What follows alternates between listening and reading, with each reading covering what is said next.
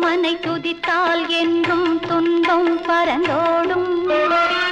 தர்மம் காக்கும் தாயும் அவளை தரிசனம் கண்டால் போதும் துர்க்கை அம்மனை துதித்தால் என்றும் துன்பம் பறந்தோடும் தர்மம் காக்கும் தாயும் அவளை தரிசனம் கண்டால் போதும்